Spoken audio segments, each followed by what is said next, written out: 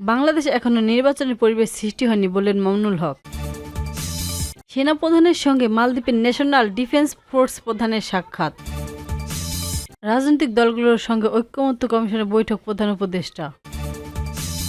বাংলাদেশ খেলাফতে মজলিসের আমির আল্লামা মামুনুল হক বলেছেন, দেশে এখনো নির্বাচনের পরিবেশ সৃষ্টি হয়নি, নির্বাচন ঘনিয়ে এসেছে, লেভেলের প্লেইং ফিল্ড তৈরি হয়নি। বাংলাদেশ খেলাফত মজলিসের পক্ষ থেকে প্রশাসনকে নিরপেক্ষভাবে গোটা বাংলাদেশ লেভেলিং প্লেইং ফিল্ড সমতার ভিত্তিতে সব রাজনৈতিক পদ এবং মতের অংশীজনদের নির্বাচনে অংশগ্রহণের পরিবেশ সৃষ্টি করার উদ্যোক্তা আহ্বান জানায়। শনিবার 13 সেপ্টেম্বর বিকেলে গোপালগঞ্জ শহরের পৌর পার্কে বাংলাদেশ খেলাফত মজলিসের জেলা শাখা আয়োজিত গণসমাবেশে প্রধান অতিথির বক্তব্যে মামুনুল হক একথা বলেন।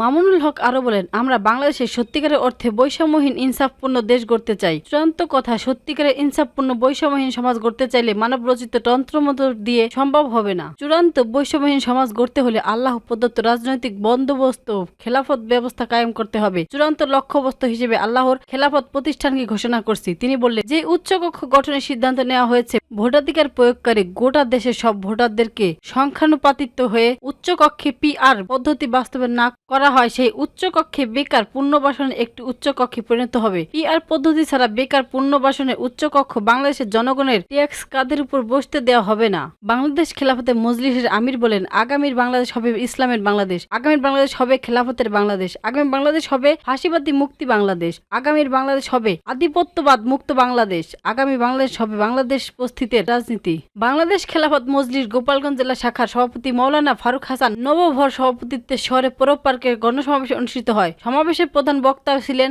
বাংলাদেশ খেলাফত মজলিসের মহাসভাপতি মৌলানা জালালউদ্দিন আহমেদ। গণসমাবেশ জেলায় 5 উপজেলায় খেলাফত মজলিসের নেতাকর্মী উপস্থিত ছিলেন। এর আগে দুপুর থেকে মিছিল সহকারে জেলার বিভিন্ন স্থান থেকে দলে দলে খেলাফতে মজলিসের নেতাকর্মীরা সমাবেশ স্থলে দলে দলে আসতে থাকে। প্রধান অতিথি পৌঁছানোর আগেই পৌঁছেকে কানায় কানায় পরিপূর্ণ হয়ে যায়।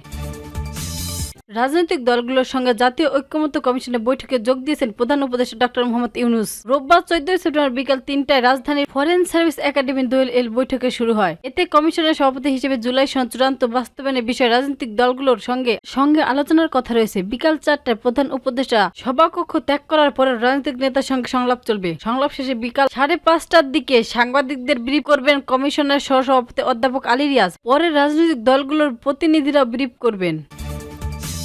বাংলাদেশ সেনাবাহিনীর প্রধান জেনারেল ওয়াকারুজ্জামানের সঙ্গে সৌজন্য সাক্ষাৎ করেছেন মালদ্বীপ ন্যাশনাল ডিফেন্স ফোর্সের AMDA প্রধান মেজর জেনারেল ইব্রাহিম হিলমি। রবিবার 14 সেপ্টেম্বর সেনা সদরে তাদের সাক্ষাৎ হয় বলে আন্তঃবাহিনী জনসংযোগ পরিদর্শনের IPSR এর সংবাদ বিজ্ঞপ্তিতে জানানো হয়েছে। বিজ্ঞপ্তিতে বলা হয়, সাক্ষাৎকালে পারস্পরিক কুশল বিনিময়ের পাশাপাশি তারা দুই দেশের সাময়িক খাতে সহযোগিতা বৃদ্ধির ব্যাপারে আলোচনা করেন। মেজর জেনারেল ইব্রাহিম হিলমি দেশে ও বিদেশে বাংলাদেশ সেনাবাহিনীর পেশাদারিত্ব, বিশেষ করে বর্তমান পরিস্থিতিতে দেশের আইন শৃঙ্খলা রক্ষার অবদান নিয়ে ভূয়সী প্রশংসা করেন। এ সময় বাংলাদেশ নিযুক্ত মালদ্বীপের রাষ্ট্রদূত শিউনিন রশিদ উপস্থিত ছিলেন।